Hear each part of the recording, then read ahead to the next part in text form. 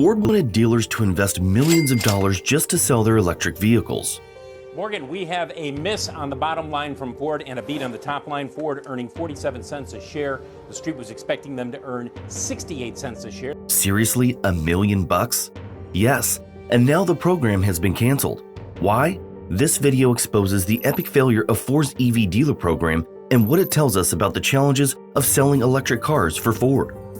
Ford Motor Company recently decided to pull the plug on its electric vehicle certification program for dealers, leaving many scratching their heads. The program, introduced with much fanfare, quickly turned into a bit of a fiasco. Critics had a field day, calling it overly complicated, outrageously expensive, and a source of division among Ford's dealers. Customers were often left in the lurch, confused by the varying service levels and availability across dealerships. Welcome back. Ford is cutting production of its F-150 Lightning electric pickup truck in a move that will impact over 1,000 workers and move consumers away from all electric vehicles as well. Fox Business's Jeff Flock is live this morning from a Ford dealership in New Jersey with the impact. Good morning to you. And if that wasn't enough, at least one state accused Ford of stepping on the toes of its franchise laws. On June 13th, Ford announced it would open EV sales to its entire dealer network, effectively scrapping the Model E program less than 2 years after it started. This decision relieved many dealers who had been left out in the cold, unable to sell or service the much-anticipated F-150 Lightning since January. Just shy of half of Ford's dealers had been shut out of the EV game, a situation that undoubtedly caused some grumbling and frustration. So what happened? The Model E program was doomed from the start. Its complex requirements and high costs were barriers too high for many dealers to clear. And let's face it, when nearly half of your sales force can't sell your shiny new product, something has to give. Ford's reversal aims to mend fences and get more EVs into customers' hands, smoothing out the bumps that had made the road to electrification a bit too rocky. Now, what was the program all about? Back in September 2022, Ford rolled out its ambitious Model E EV program for dealers. It was designed with two tiers in mind: Model E Certified and Model E Certified Elite. The aim was to get dealers on board with selling and servicing electric vehicles, but it came with some hefty price tags.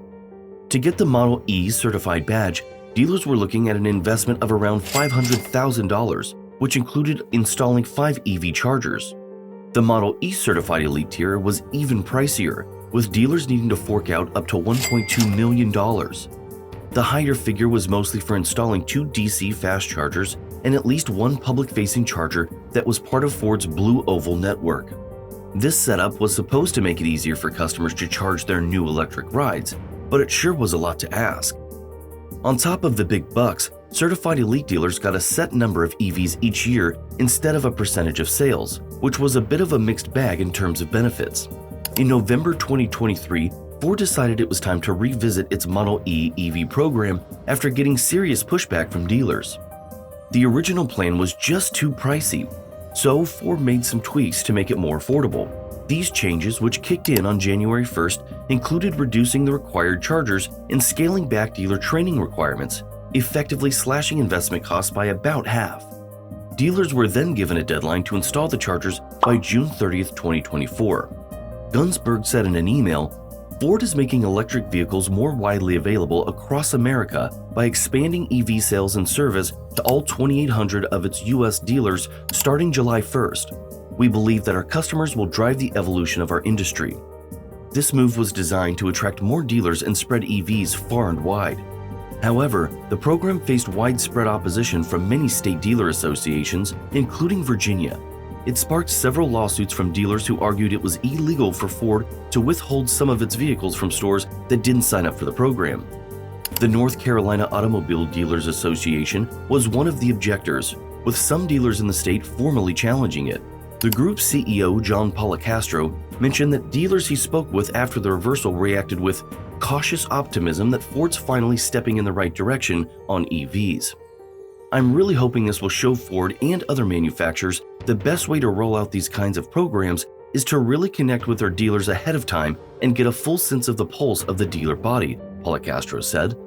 Ford claimed it had conferred with roughly 400 dealers, along with its dealer council, before announcing the program.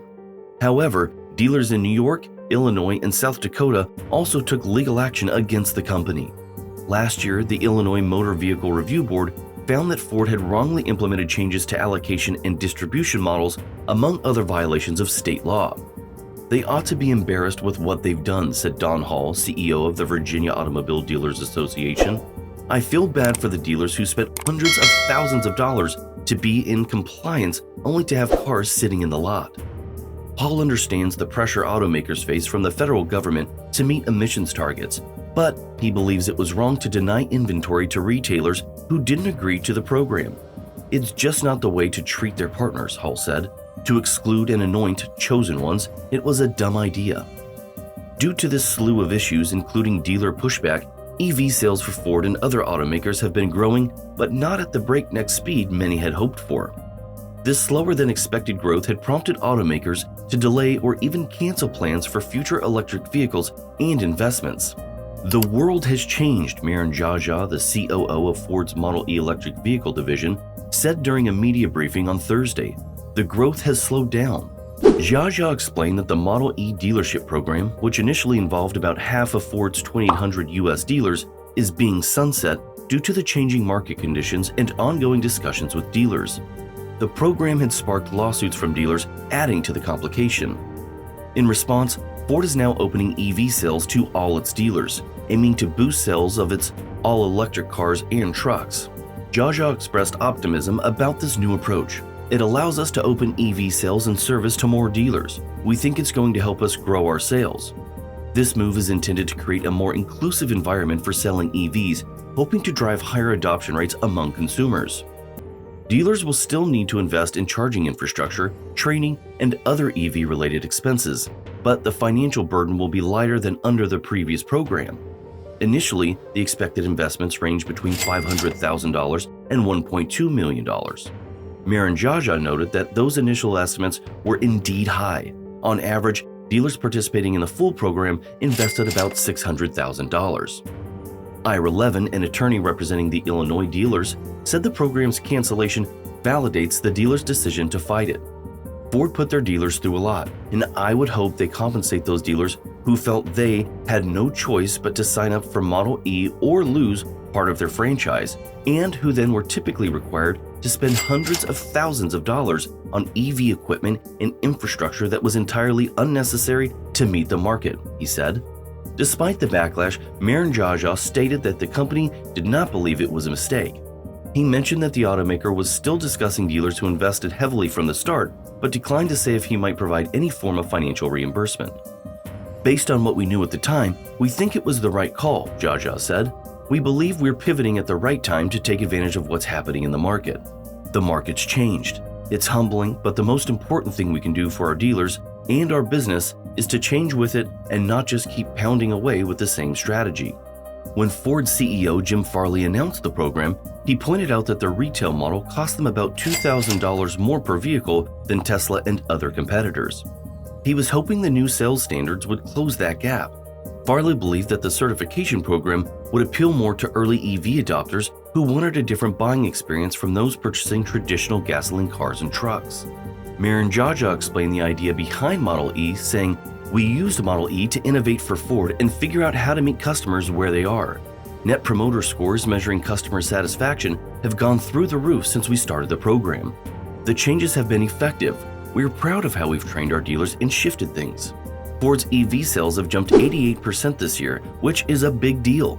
However, John Palacastro noted that the certification program might have held back even more sales. At the start, Mr. Farley said Ford dealers could become the most valuable franchise in the industry, Palacastro said, but then they rolled out a program that pretty much blocked out a large portion of their dealers. Palacastro stressed that if EVs are indeed the future, the program should have aimed to make them available to consumers everywhere. The initial plan, while ambitious, limited rather than expanded the reach of EVs to a broader market. Now, what do you think about this scenario? Share with us in the comments section below, and don't forget to subscribe. See you in the next video.